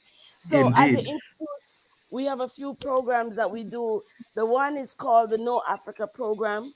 We have the Quatoyana Agricultural Initiative. 2 weeks ago, we just planted 1,300 seedlings of Ooh. pepper, and the children have to plant something. So one of the things, every Saturday they have to plant one fruit tree. So we are on 3.5 hectares of land, right? So, and then we have the Ma'at counseling and mentoring, because we know that our people have to be counseled.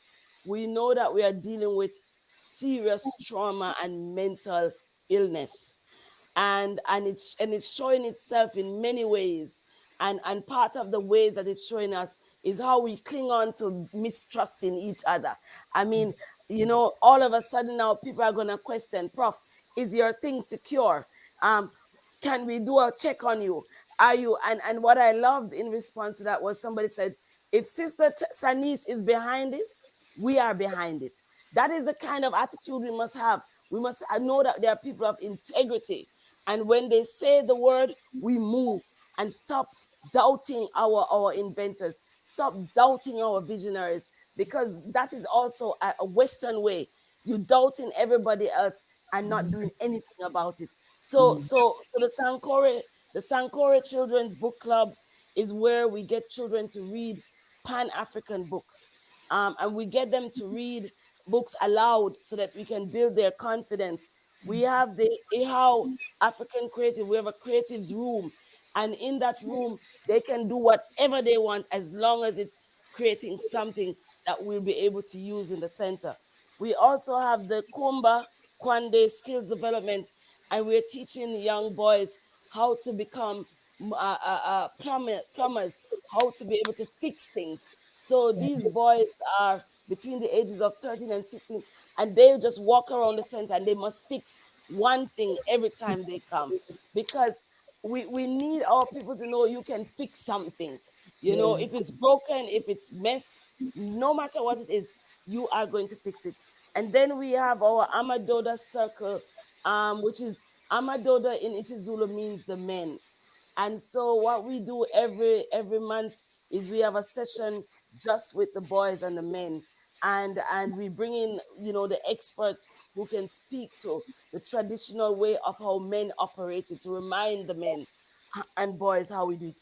And then we have a camp during Kwanzaa called the Pan-African Youth Enrichment Week, and the whole week from the 26th of December to the 1st of January is about enrichment.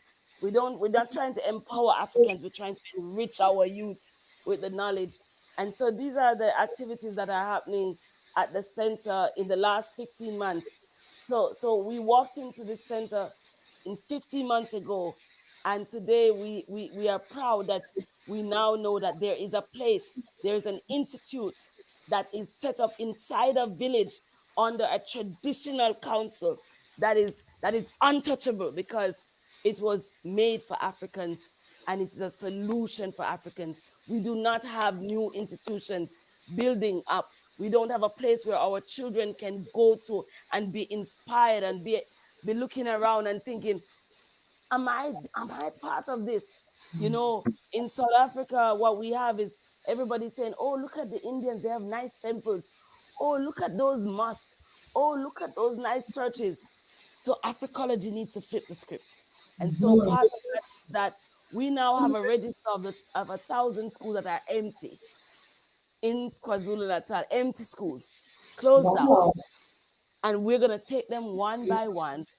We want a Africology facilitation college where we're gonna get all the indigenous people to come and be trained as facilitators. We want a media school.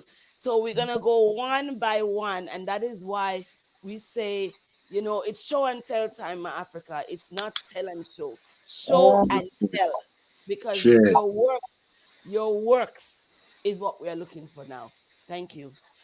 Thank you, my sis. Awesome works happening on the ground down there. I hope, you know, people have been inspired. I hope you're thinking about maybe looking for unused buildings in your region that you could take over and, you know, set up a school, set up a library, do something. It's time to walk and tell. Show and tell. Show and tell. Yes. So show what you do. Then you talk about it. About a talk about it, and you know, have nothing for sure. What you say, sis? Yes, yes. So, and something, Father Abu was talking about, you know, and we cannot undermine the language of our male counterpart, you know. So I was when he talked about the dictator then. I thought it was important that we really understand that our men are having to rethink the fear that they have about you know, women taking their rightful places again next to them, you know. So just like Professor Richard, I also have a king who, you know, he makes sure that I had my tea sitting here. He's making sure that I'm secured. He's making sure I never have to ask anyone for anything. So behind this great work is an African Zulu man who makes sure that I don't have to lose my integrity. The work gets going on, and it's a beauty because, you know, there's a lot of stories that people tell about when two cultures come together. But I can tell you, it's one of the most amazing experiences of knowing that you come home and you are loved, you are nurtured, you are provided for, you are taken care of, but most importantly, you are supported on your vision and your love for the work that you do. And that is where my king come in. So I'm grateful that you remind people that we don't stand alone. Oh, that's a beautiful big up to your hubby. Oh, no, that's beautiful. I feel like I need to big up my other half as well. Rise up yourself, Carol, as well. If you watch the Amador, do me in trouble. yes, in there, 24, you know, 7. Yeah, and this is what it's about. You know, it's recognizing that balance and that we all have a role to play, and that, you know, we support each other. You know, support each other's gifts, support each other's vision, support each other's aspirations. You know, there's nothing better than knowing that you've got someone in your corner supporting you. You know, when the world is out there throwing rocks at you, that there's someone there making sure that the rocks don't hit you, or if it does, you know, that they're there to ease the wounds. So give thanks to Father Abu for reminding us to not show the world that we have supports. Indeed. Rise up, Dr. Abu. Wow, well, time is running and passing. We're 8 minutes away from the top of the hour. So let me go around and give our guests just a couple more minutes to make some closing remarks. Dr. Abu, wow. Vodum family, it's one thing we have to realize. We don't have one life to live. We have multiple lives to live. You know, if you think I lie, me I tell, ask the caterpillar. You understand? You know, we got to get back on our frequency, our vibration. And, you know, a lot of us, we are out of tune. but with the help of the ancestor, we'll tune back right in. You know, so we say voodoo to each and every one all the time. Voodoo, rise up, Dr. Abu, as always. We'll be tuning back in indeed. Professor, people want your contact details, your social media handles.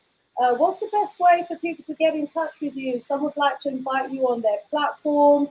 You know, you need to get out there and use your team and keep talking about this great platform we have. Okay, thank you, Sister Shamis.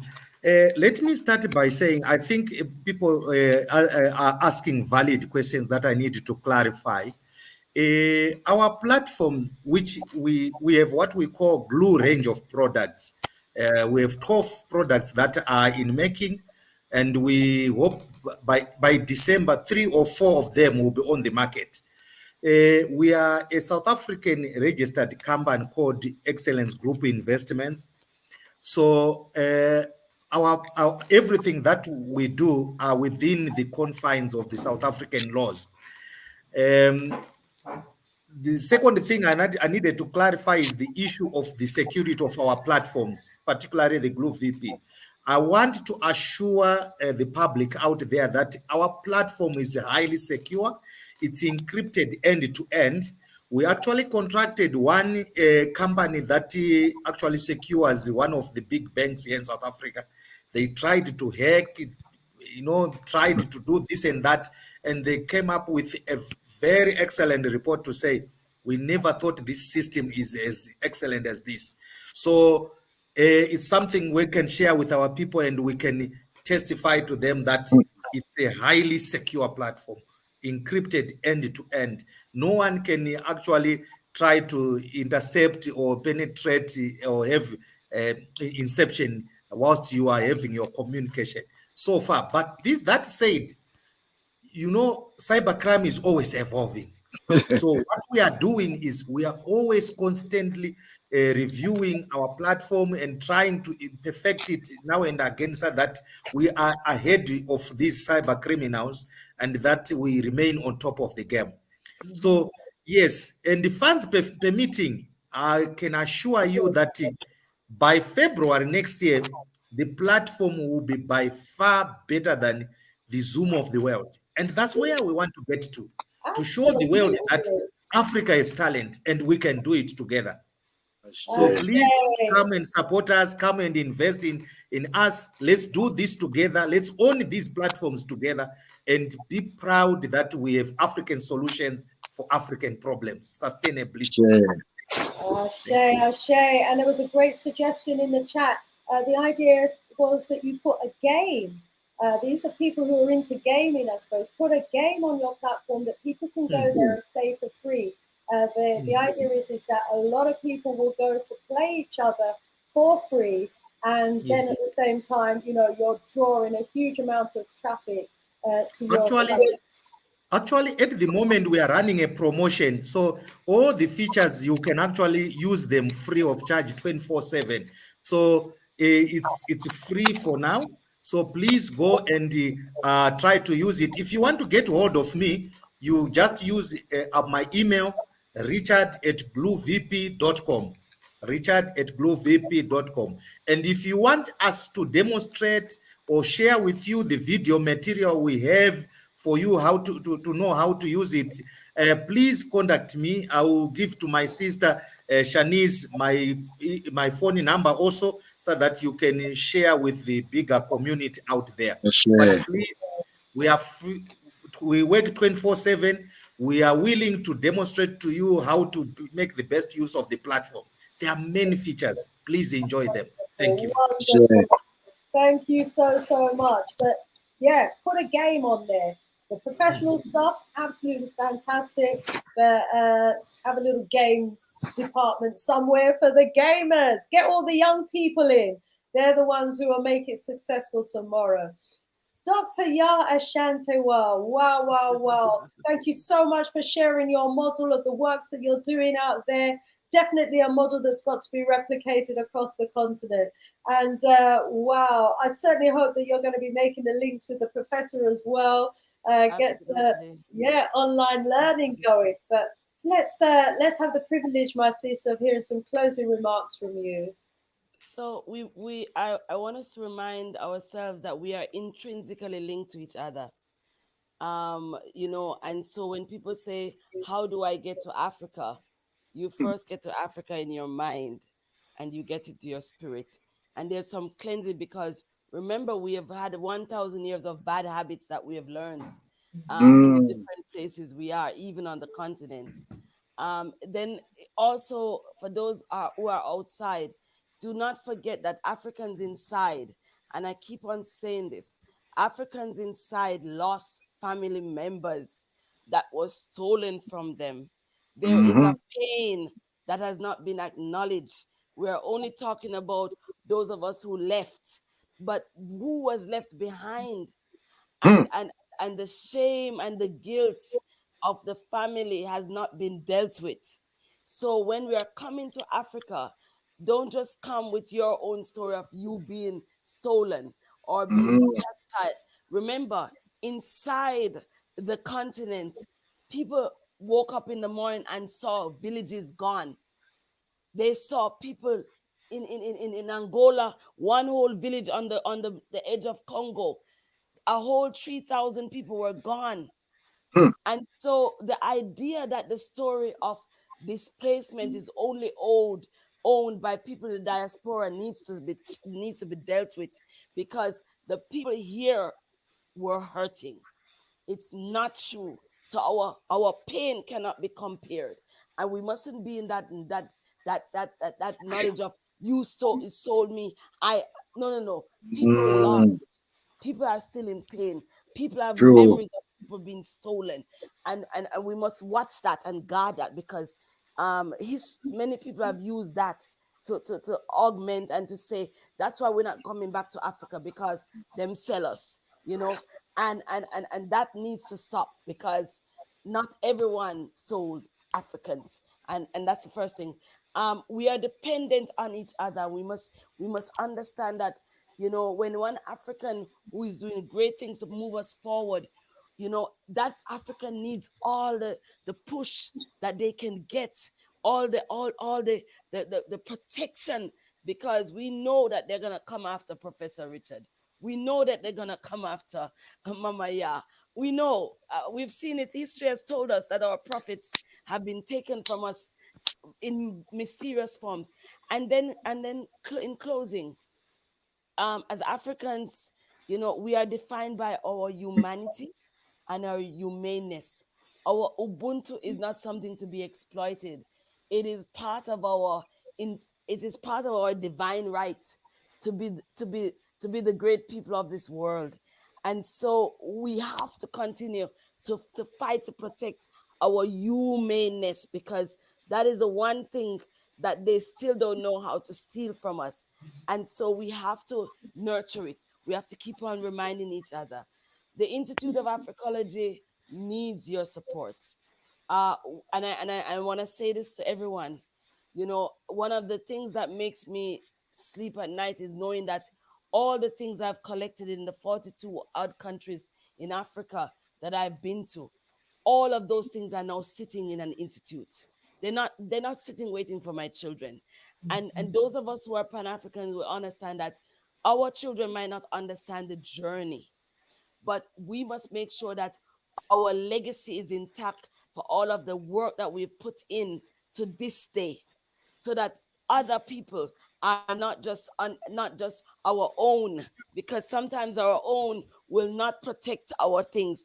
And it's something that drove me to find empty spaces where we can create places, not just to put our things, but for children to come and open their eyes and say, oh, this is from Mali, oh, this is from Zimbabwe, oh, because they have never had a chance Yeah. like did not have a chance. So don't hoard up your African stuff.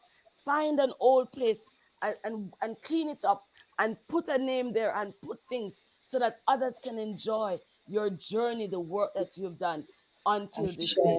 So this is Ashe. what drives the whole idea of institutionalizing ourselves. Gabon. Beautiful. Ashe. Beautiful. I Rise you love up, you, Sister sis. Denise.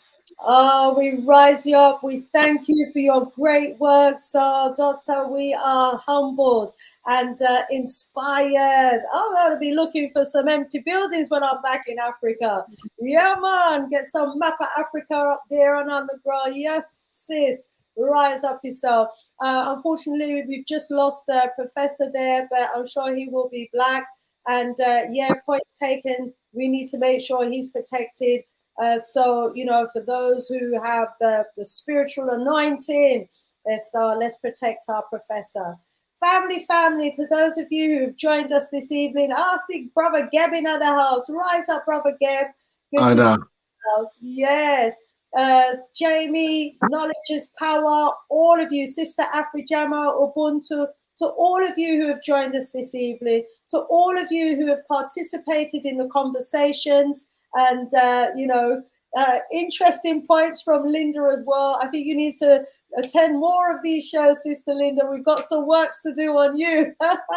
You know, we are at war. The propaganda warfare against us as a people is immeasurable. And so, you know, when we start talking against the grain, you know, it does take people a while before they start to listen. And then when they start to listen and they start to look around, and they begin to realize that what we are saying makes perfect sense indeed. And unless we start doing for self and become totally independent of our former colonizers, most of us think that what will happen is that they will just take control of our resources. No, what will happen is what happened to the original Africans of Europe, the original Africans of Australia, the original Africans of Japan, of China, of Canada, of America.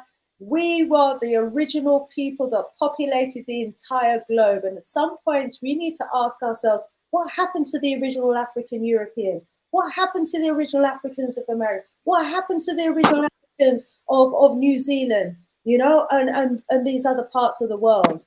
God do is the only place we've got left, you know, and if we don't safeguard Mama Africa, then it's all over for our future generations. So family, there's a war on against us, and we have to keep pushing back. And to those who are pushing back and succeeding and doing great works, like those in the house today, Dr. Abu, rise up yourself for your great works in the community. Sister Dr. Yah, rise up yourself for your great works.